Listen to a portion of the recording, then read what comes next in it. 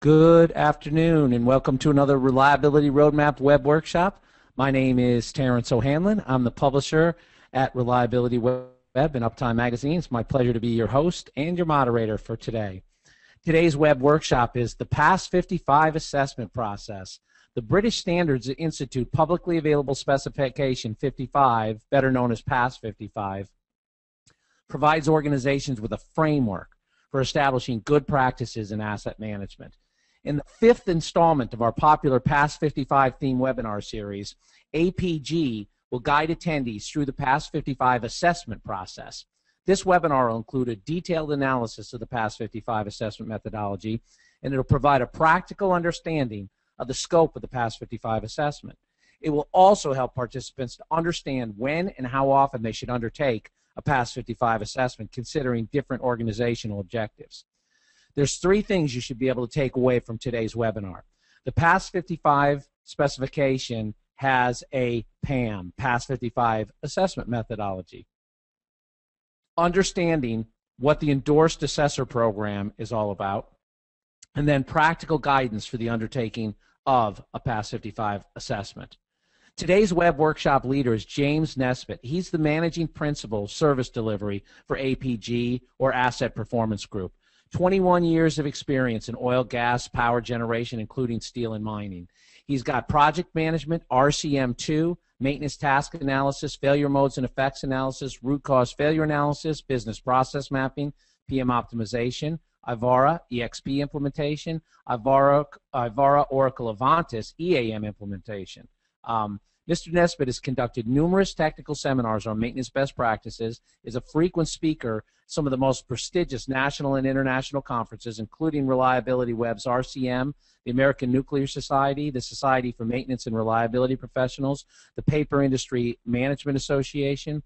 He's also a member of the Society of Maintenance and Reliability Professionals, the Aladon Network, and is a certified RCM2 practitioner, mentored by the late John Mowbray, pioneer of the RCM2 methodology. James spent 12 years working in the Nova Trans-Canada Pipeline Organization and subsequently 7 years working with the Ivara organization at multiple plant sites spawning the petroleum, power, forest products, steel, mining industries. He's now principal for the service delivery of the Asset Performance Group, and he's a thought leader and asset and implementation of PAS55 asset management specification. And he's a great all-around guy. Good guy to have around, and he'll always answer your questions.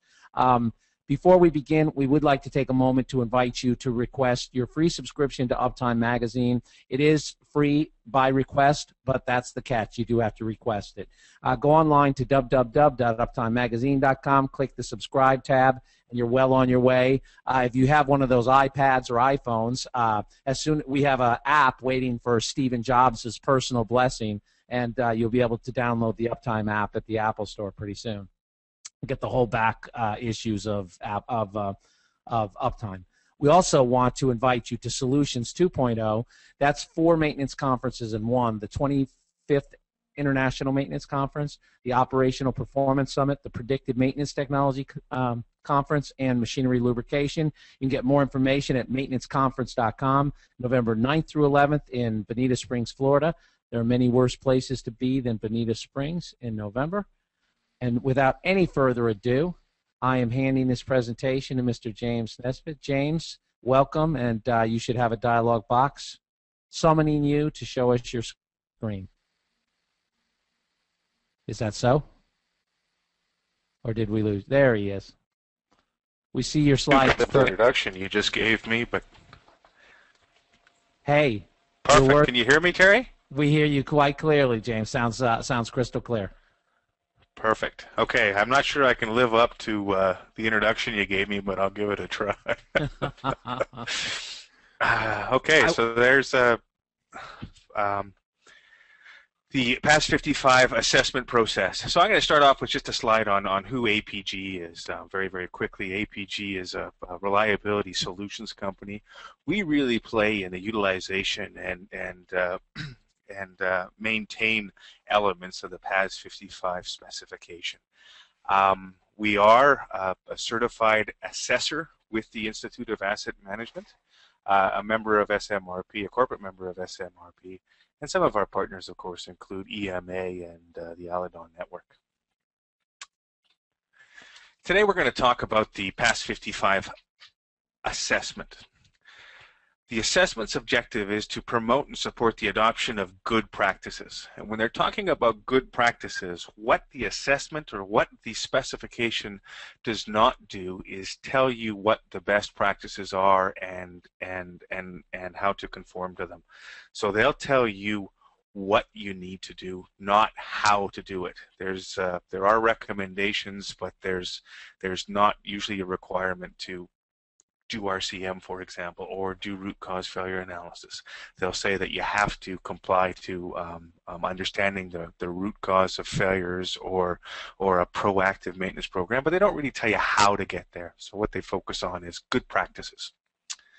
The assessor scheme is designed to ensure a good quality assessment process, really consistency across the organization or across the globe, so that when you do apply the assessment, you're being measured fairly against everyone else in the assessment process.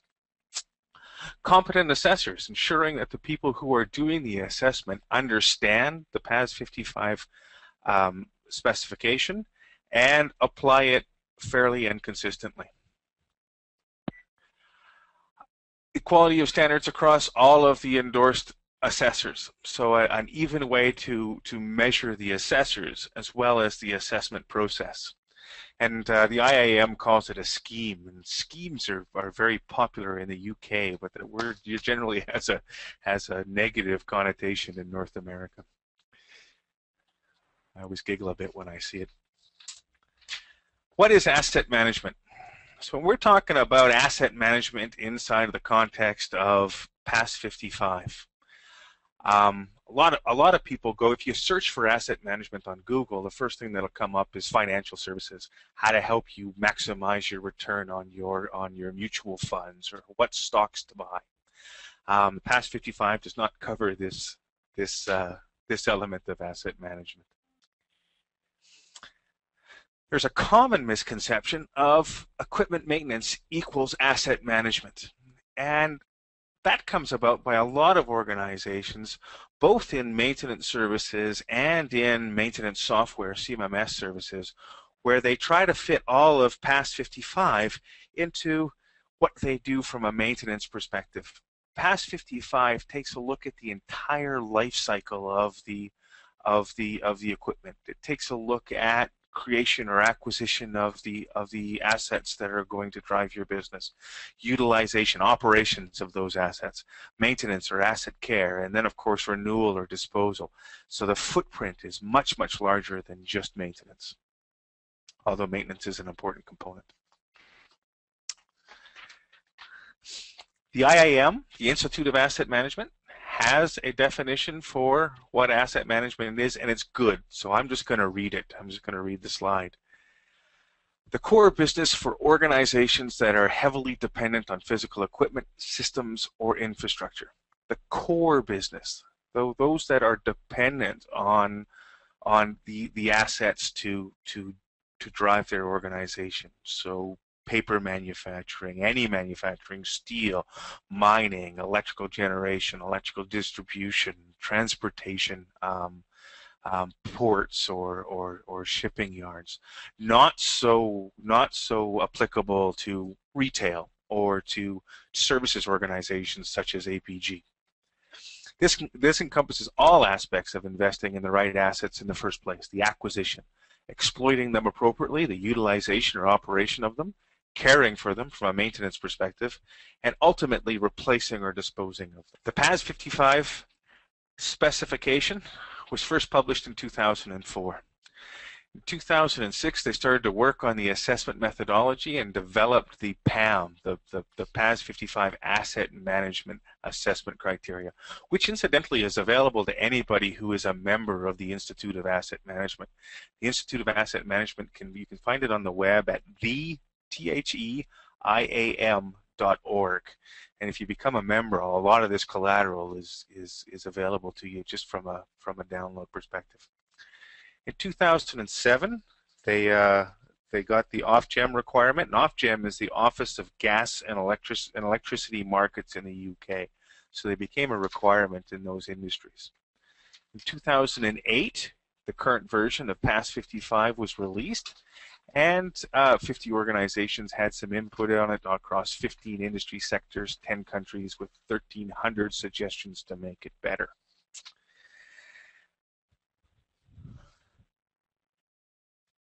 Prior to taking on an assessment, what we need to do is 5 key activities.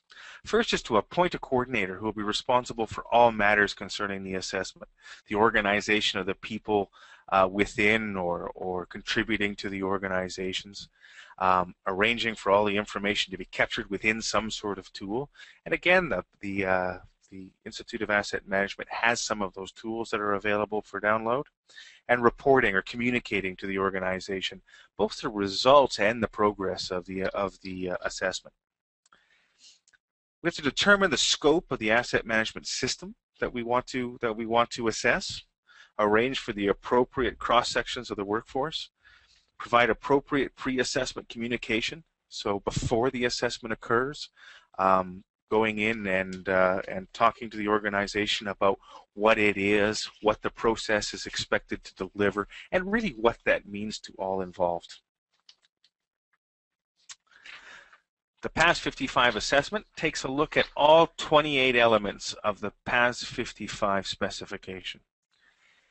It's focused on providing quantified empirical evidence to assist in the understanding of the current level of application of the asset management process. So it's conducted through both interviews and the collection of empirical evidence. It's going to provide a baseline to benchmark upon, and one which will allow us to build an action plan going forward. It's designed to give a better understanding of good practices in asset management and aid in the preparation of the action plan. When we're performing the assessment needs to take a holistic view of asset management. So here we see it's holistic, it's systematic and systemic. It's based on risk. There's been some optimization done, and it's sustainable. So what we're looking for really is documented, structured asset management systems and plans. Assess the inputs from the representative areas of the organization, looking both across horizontally and vertically slices of the organization. It should include a document review. So the process is inclusive of the organization. It's not an audit, it's an assessment.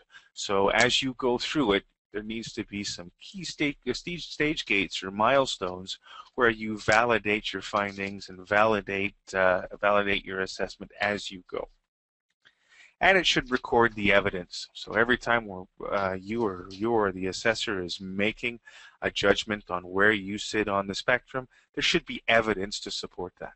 Whether it's copies of perhaps your capital acquisition plan or your asset management policy, and documentation or assessment as to how you conform to that element based on the evidence. What's really essential is understanding the system that we are going to assess. So when we talk about assessment, this diagram shows the PAS55 specification and how it fits into the organization. At the top, we have an organizational strategic plan. Where is the organization going? What do we want to accomplish? How are we going to get there? How are we going to handle elements such as environment and community and social, and balance the needs of our employees against the needs of the market? The organizational strategic plan is not part of the PAS55 specification. But the PAS55 specification, of course, has to show absolute alignment to the organizational strategic plan in order to show how each element of the organization is contributing to that plan. So the PAS55 system consists of the policy, the strategy, the objectives, and the plans for a specific portfolio of assets. Now, you may be in an organization where you have a number of different portfolios of assets. And we caution people that the portfolio of assets needs to be defined based on different business environments that you may be in.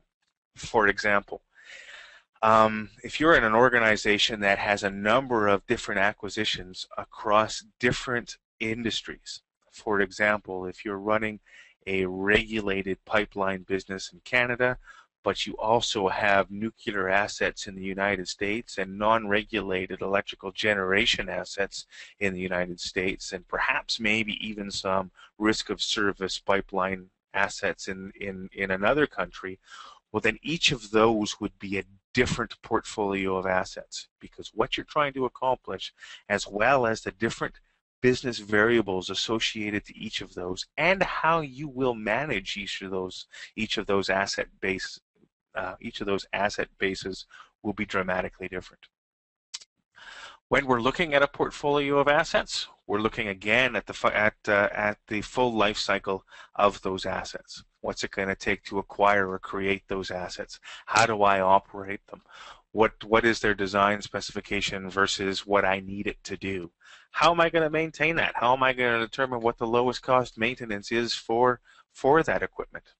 And then, of course, what's my long-term forecast, my renewal or disposal strategy for those assets?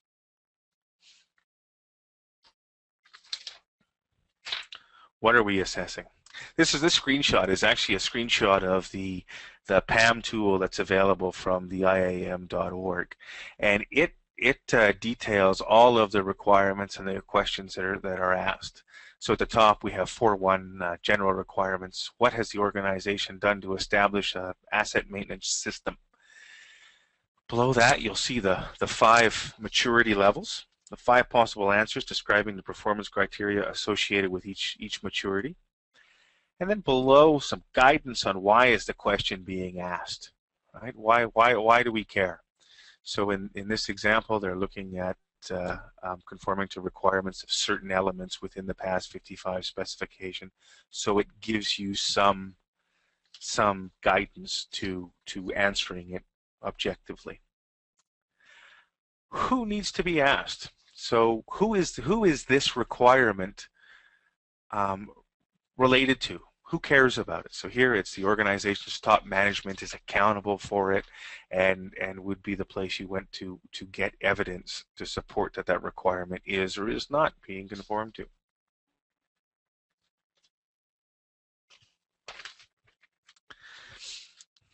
I wanted to illustrate just a little bit about the PAM requirements. So here it says, what has the organization done to establish an asset management system? The maturity scale is on a level of 0 to 4, so 5 possible answers. And in each case, 0 to 4 are exactly the same definition and examples. So I'm going to go through those in a little bit of detail. But what that does is it does make it a little bit difficult to assess where you are based on those definitions. Now the why in the PAM software gives you a little bit more guidance, but what we found is that the detail is a little bit both difficult to interpret and open to a number of interpretations, as anything would be. So what we recommend is that you go through and define what each of these elements mean to your organization. And we have gone through and done this work just based on each of the elements. So we've, in this case, the business alignment, developing the risk-based plan. We've knocked out all the elements of there, knocked those elements into more detail. So here we can say that we have the input of the strategic plan and output of the policy. And if we want to know what the policy is made of, we describe the outputs, describe the assessment requirements. So here the policy must exist. I must be able to see and touch it. The policy is communicated to the stakeholders, and that it is understood and entrenched in the organization's processes. How do I know that there's some quality assurance, and where does that reference back to the organization? It's very important that you understand what is being assessed before you do the assessment. And there's really two ways to do the assessment. You can join the IAM, download the PAS55 asset management criteria, and perform the assessment on your own. You won't be able to get certified in that way, but it may give you a good understanding of the gaps that may exist in your organization, or at least give you a good organization of where, or good understanding of where asset management is going and what best-in-class or world-class asset management is considered according to the PAS55 specification. But in either case, you're going to need to define what that means to your organization and determine what the criteria or what the absolute quantifiable requirements are for addressing each of those questions. Now we have a poll question. Terry, I guess it goes back to you. Yes, it does. All right, hold on a second here. Let me get it up. All right, there it is. Has your organization undertaken a PAS55 assessment?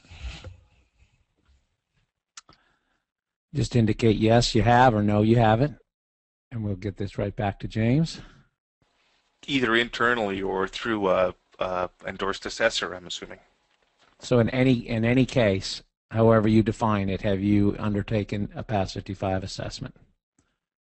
James, we have 53 people on this call right now. 8% say yes, that they have.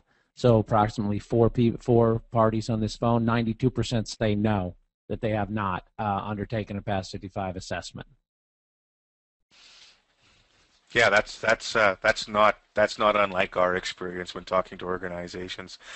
PAS55, especially in North America, is just starting to gain some awareness and some traction as something that organizations need to either pursue or understand.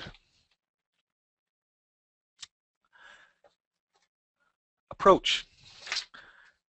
When you do a PAS55 assessment, first thing you're going to want to do is to understand what documentation is going to support asset management in your organization. So you need to send and receive some evidence requests. Show me examples of your policy. Show me an example of some of your asset management strategies. Show me your operational SOPs. Show me some of your maintenance documents, perhaps work orders or follow-up work orders or follow-up documents and procedures that you use during maintenance.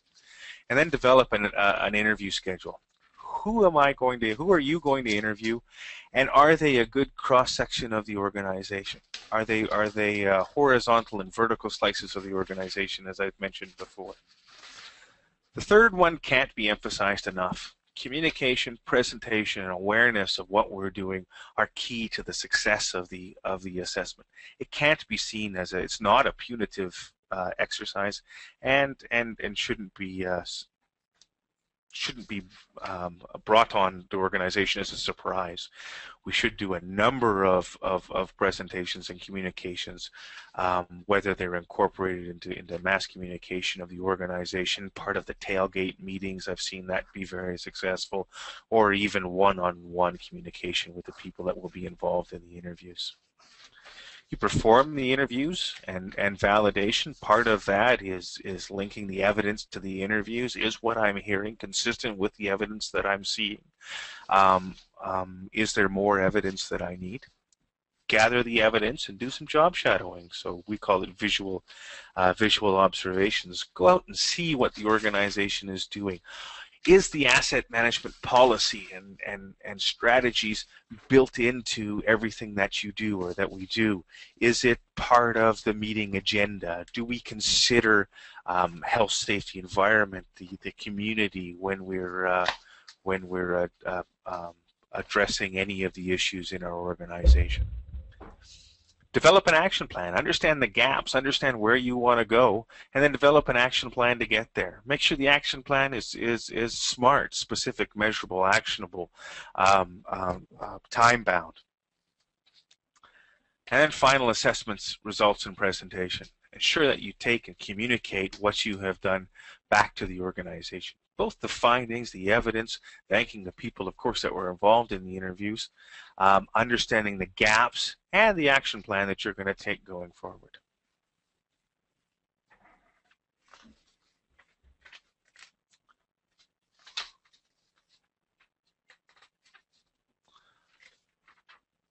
Standards and methodology. Every certification done by an endorsed assessor will be done against PAS55 2000-1-2008. As we mentioned before, there is a 2004 version, but assessments are only done on the most current version.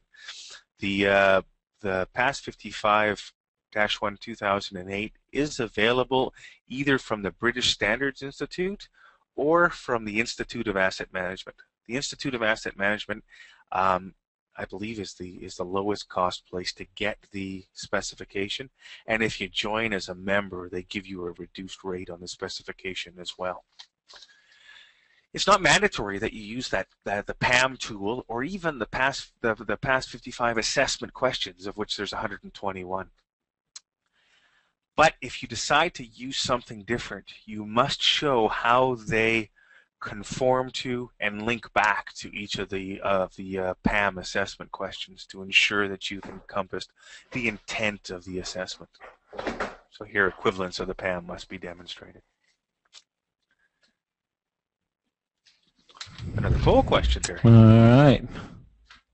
I want to mention that MRO-zone.com also offers the PAS55 documents at the same basic price as IAM, except they're in American dollars.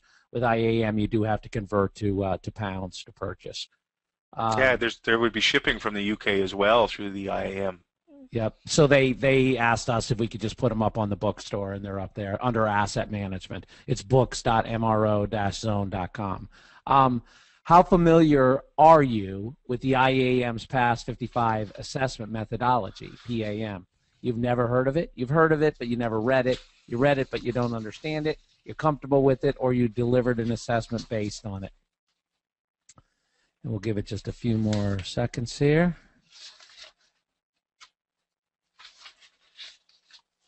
And we're going to close it down. There, all right. James, 29% of the people on this call have never heard of the PAS55 assessment methodology from IAM. 42% have heard of it, but they have never read it. 16% have read it, but they don't understand it. 8% are comfortable with it. 5% have actually delivered an assessment based on it. Oh, wow! I'm actually very surprised on both have taken the assessment and are comfortable with it. But the balance of that is really indicative of what I was saying, and that it is once you do get the assessment, it is open to a lot of interpretation. So I'm not surprised that people aren't comfortable with it. All right, the maturity scale. The maturity scale is what is used to assess each of the criteria in the PAM, the PAS55 asset management criteria. The assessment methodology considers 5 levels of maturity, from 0 all the way to 4, in which the organization can measure its conformance.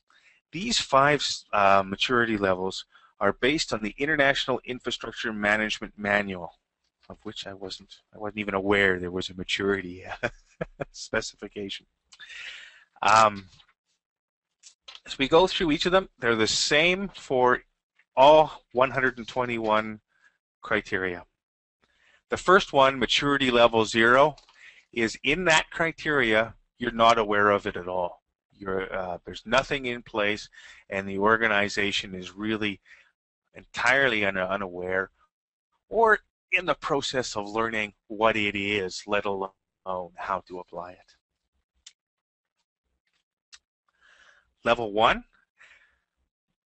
most organizations that I talk to in North America are around a 1, a little higher than a 1.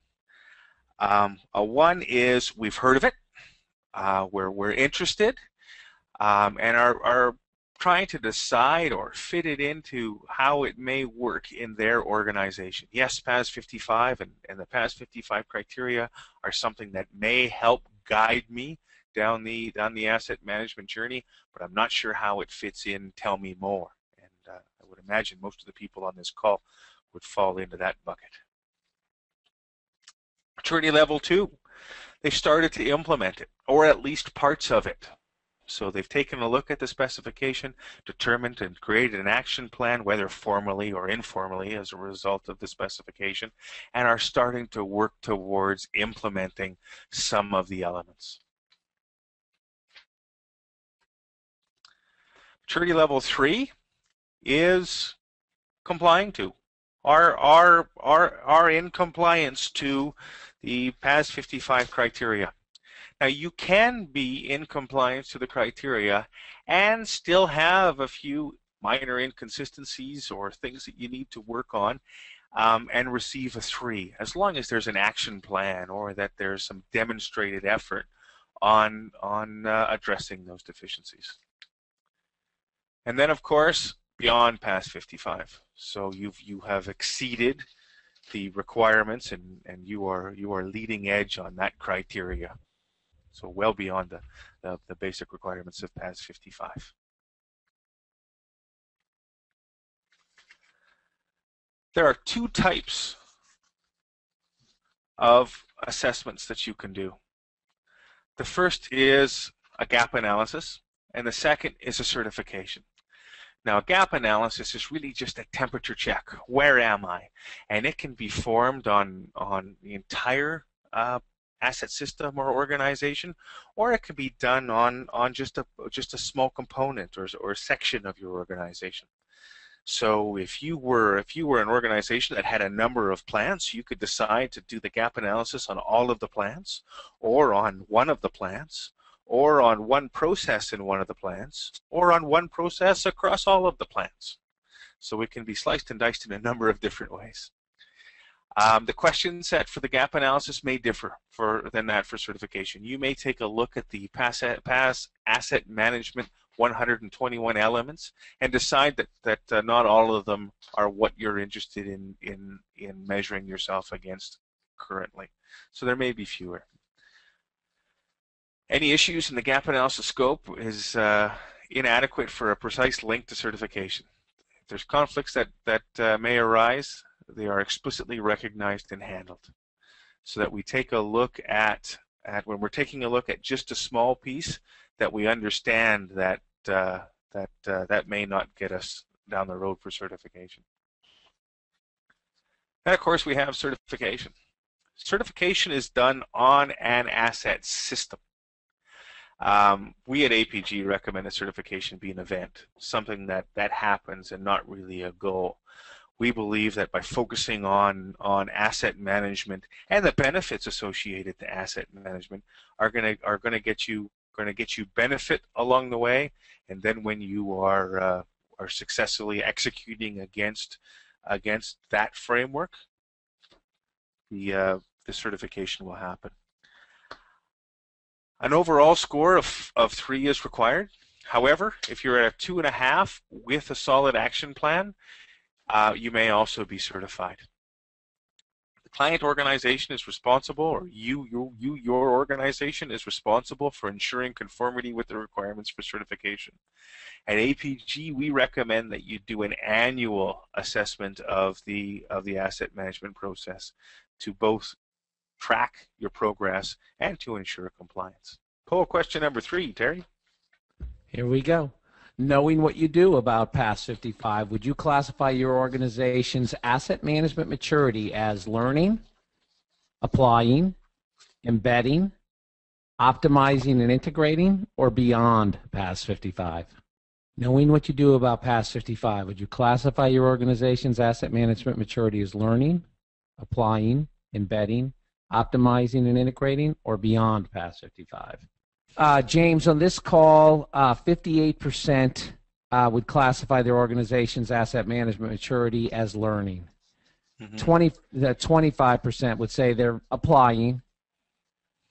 8% would classify themselves as embedding.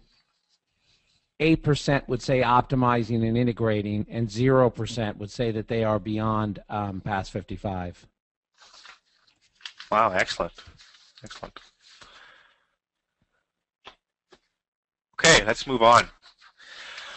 What do you get out of doing a PAS55 assessment? Whether you do it or whether you have a third party do it. You get an understanding of where your organization fits in terms of the standards. You have a strengths, weaknesses, exceptions, and action plans. You have a framework for improvement. You know how each of your initiatives are going to fit into the overall asset management plan. So if you're thinking of perhaps buying a new maintenance software tool, or applying RCM, or looking at your business process with Six Sigma, you'll understand how each of those initiatives fit into the asset management master plan, if you will. Recognition by the IAM. So if you become certified, the IAM will officially recognize you of course, on their website. You'll be given certification documents and the ability to put PAS55 certified organization on your organization, your business cards, the flags outside, like I've seen with ISO. PAS55 has been fast-tracked for an ISO specification. ISO 5500, I believe, is the number that they're going to use, and that's just getting started now. So they're starting to choose who's going to represent the standard from each of the companies and industries, and starting to build the teams that will ultimately produce the ISO 5500 specification for asset management. And of course, that specification is going to be built very much on the PAS55 specification. A key part of any assessment is an action plan. Whether you're doing a certification or whether you're doing a gap analysis, whether it be on all of your organization or just a small part, the action plan, or the importance of the action plan, can't be stressed enough.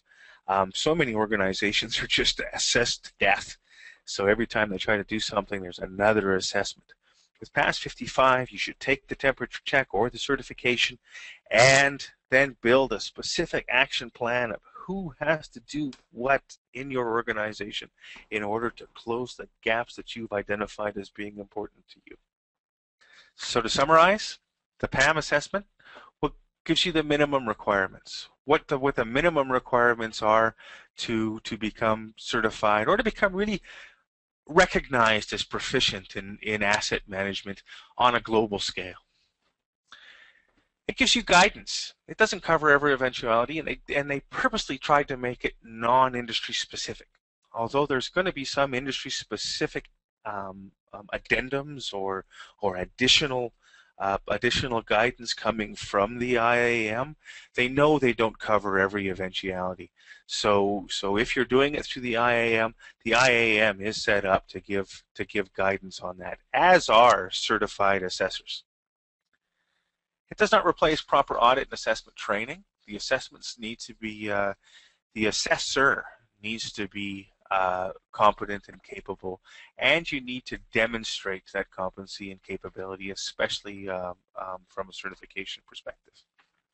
And of course, the IAM reserves the right to enforce the quality, and they will often request the assessments be sent to them for their own internal audit.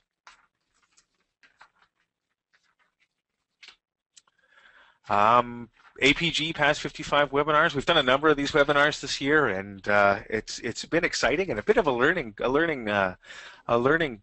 journey for APG as well. So you can see through what we've done. The introduction was the obvious one to start with, but then building a business case, and then a case study, and then taking a look at the policy, and now the assessment. We've really let the participants of the webinar guide where we go next. So there's another one coming up in December on the 2nd, and it says here, to be determined. If you have any ideas of what you'd like to see from a PAS55 perspective, we'd love for you to include those on your comments as part of this webinar. I'm leaning towards a deep dive on the asset management strategy process, or the asset management strategy requirement within the PAS55 methodology. But if there's something that the group would like to see, or there's a theme that we can get from your participation in these webinars, we're happy to change our approach to meet that need. I'd like to thank you for listening to me for the last last 45 minutes, and I think I can turn this over back to Terry, correct? Yes, indeed. Well, thank you so much, James. Yeah, it has been. It's been a great journey for Reliability Web, also kind of on APG's coattails here. APG has been very generous in taking a lot of us through. You know, even though it's been around since 2004, it is only now kind of gaining quote unquote popular traction in the maintenance and reliability community. So it's really nice. For APG and James to take us step by step through this. They showed us an actual case study from water wastewater. Today's, I think, was particularly poignant because everybody's interested in kind of assessing where they are and where the gaps are. So if I might just add a little editorial to say, even if you're not interested in your ultimate goal of PAS55 certification, I think the assessment is worth taking a look at. To kind of see where your asset management policy and behaviors and strategies are. It'll force you to kind of think through those elements. And one of the things that I think is the real power behind PAS55 is the fact that it requires an alignment from the top of the organization to the bottom of the organization in a transparent decision-making process for asset management. You know, right now the specification is centered in Britain, but as James mentioned, it is moving very, very quickly to an ISO, International Standards Organization status. Once it achieves that, you can bet that the asset insurers, the risk insurers, and the regulators, as James pointed out, the utility regulator in England is strongly suggesting that the industries that they regulate be taking a look at PAS55 and working towards certification. You can bet when ISO, when this is an ISO standard, there'll be no more, you know, you won't be able to say, hey, it's a British standard, even though it's not a British standard. It'll really give it international validity, and I think it's going to be quickly adopted. I think the smart move is to move yourself, at least to see where you are on an assessment basis on the PAS55 polo field, so to speak. Sorry for that long-winded editorial, but I just wanted to add that to this particular discussion. We do have some questions, James, if you have a few minutes. Of course I do. I want to join James, though, before we start and just say, you know, thank you for the attendees for listening and participating, as well as participating in the polls. Those are very useful to all of us, including the other attendees. And we want to take a moment to thank James and Asset Performance Group, APG, for bringing these to us, because we wouldn't be able to do these educational workshops if it weren't for their support. Once again, can you give us kind of a high-level overview of what you need to do for PAS55 certification, and who is certifying the client? Is APG certifying the client, or is IAM certifying the client, or is the client self-certifying? Okay. Ultimately, the IAM is certifying the organization. So if you want to become certified as an organization, you either need to go to a certified assessor or prove to the IAM that you have the facilitation, assessment, and competence, really, to certify yourself. They are open to that, so it's not a closed door. You can choose to do it yourself. I think that answered the second half of the question. What was the first half, Terry? The first half is, what do you need to do? What are the steps? Is there a 3-step process, a 5-step process to become PAS55 certified? Well, depending on how you look at it. So the first thing you need to do is to determine what it is that you are assessing. Am I doing a gap assessment to determine where I am, or am I doing a certification assessment to get recognition for asset management custodianship? If I am following that, you need to create or identify what asset management system you are assessing against? Am I looking at the whole organization? Am I looking at just one plant? Am I looking at just one process within a number of plants? Am I looking at one business unit within my large organization that has a number of distinct business units? So identifying the asset management system and putting a box around that.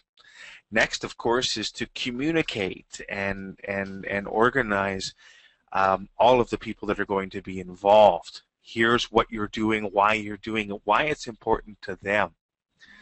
Start to gather evidence. Try to understand empirically what it is that you do today. Perform the interview process. Create. As you're going through the performing the interview process, we need to validate and communicate. As I mentioned before, it's it's a very inclusive process. So it's not done in a room segregated from the rest of the organization with the results being a surprise. It's very much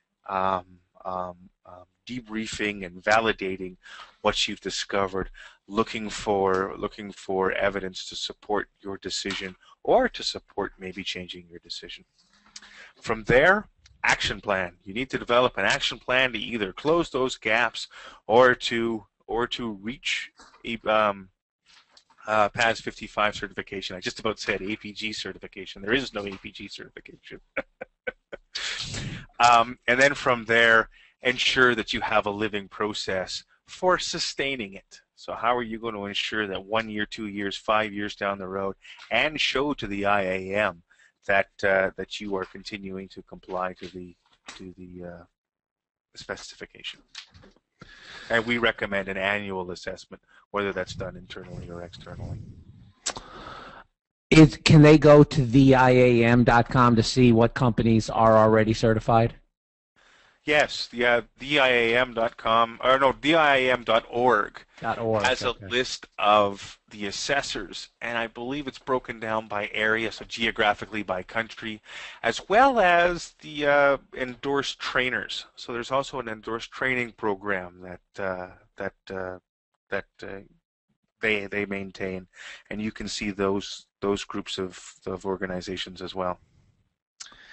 Do you think that there is a role for the ISO 9001 lead auditor to take the lead in a PAS55 audit situation and somehow meld the two? Yes. So if you're a 9001 lead auditor and you have demonstrated competence in that, well, then that is really going to help accelerate you to prove competence to the IAM that you can self-assess, right? So really now the only roadblock in your way is demonstrating a competence of the understanding of the PAS55 specification. And if you remember that one slide that I showed where it took each of the elements, I'm not sure if you can still see my screen. Yes, we see you. But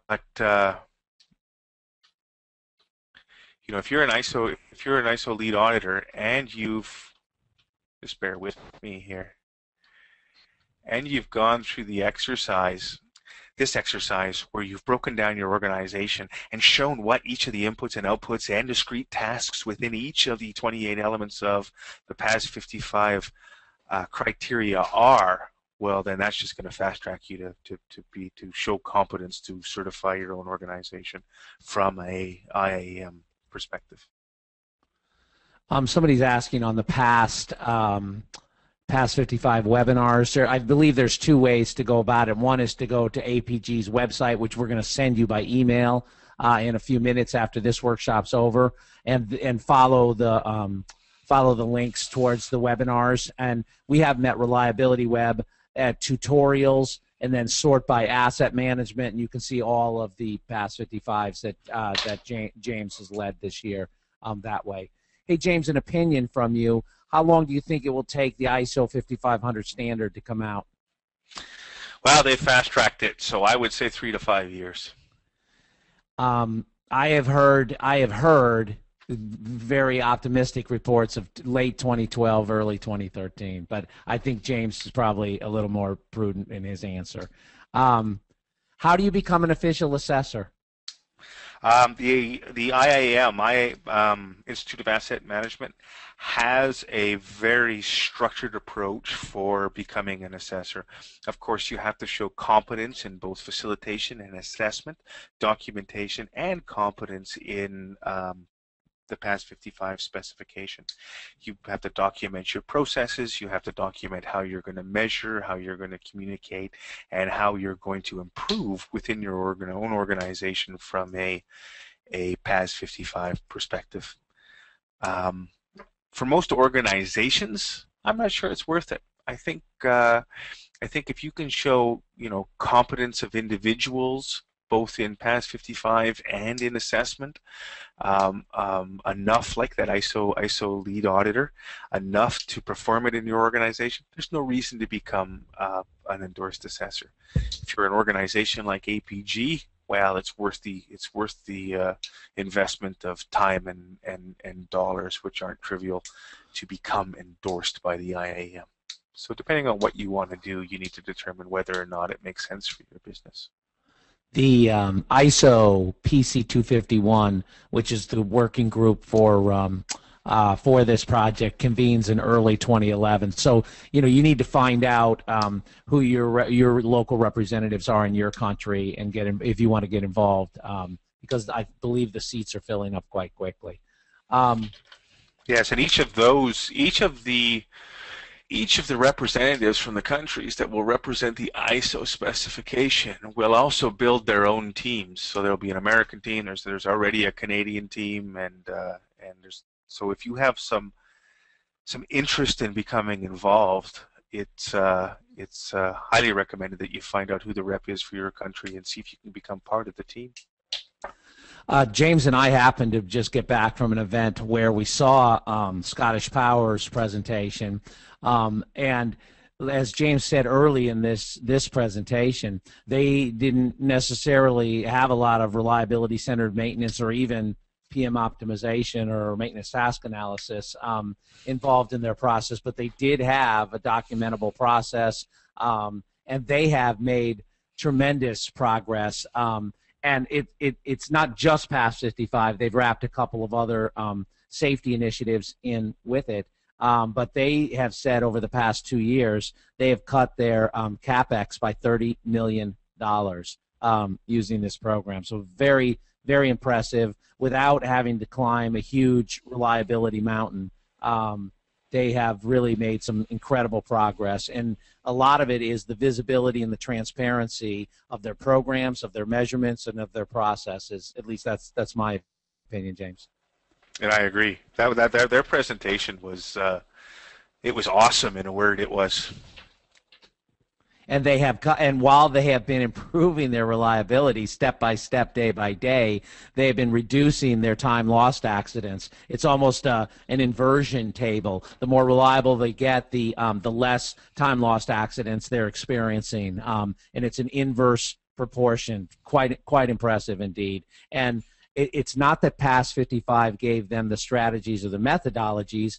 As James said in the beginning of this workshop, it's the framework for the strategies and the techniques that they decided to use moving forward. And what they're finding is that they always have room to refine and enhance and improve their strategies and techniques, but the framework stays the same, which is, I think, pretty interesting. I think it's a missing element in many programs that we see out there. James, somebody's asking you for a prediction. They want to know if your crystal ball is working. And that, it took a long time for ISO to expand kind of into the asset management maintenance area. Do you think that PAS55 or ISO 5500 will take a similar decade to be adopted, or do you think the adoption rate is going to be quicker? I believe that the adoption rate is going to be a lot quicker, and I would contribute that to the things like the PAS55 specification, the understanding or the awareness of a need to be focused on asset management. So the PAS55 specification being fast-tracked into an ISO 5500 standard tells me that both the organizations and the underwriters and the risk assessors in the world are looking for this, and have recognized it as a missing piece. And I think we're going to see a much faster adoption of the ISO 5500 than we have of previous standards. Terrific. Will you go back to your contact slide at the end so we can just tell people how they can learn more? APG is really building a knowledge base of PAS55 resources, so it's a great place to go. So go to www.apgassetcare.com to download the webinars and get details on other things that are available. And you can also contact James through that site. As I said, he's quite open and loves to talk to people about this topic. I would say beyond a profession for him, he's very passionate about this area. It's quite a competent practitioner. So reach out and touch base with James, and you'll find he's a great resource for you. So once again, James and I would like to really thank the attendees for their time, attention, and participation in the polls. Reliability Web would really like to thank APG and James for sharing their knowledge and experience in bringing these educational workshops to us. This is Terry O'Hanlon at Reliability Web and Uptime Magazine signing off. Everybody have a great day. Thank you, everybody. Bye, James. Bye.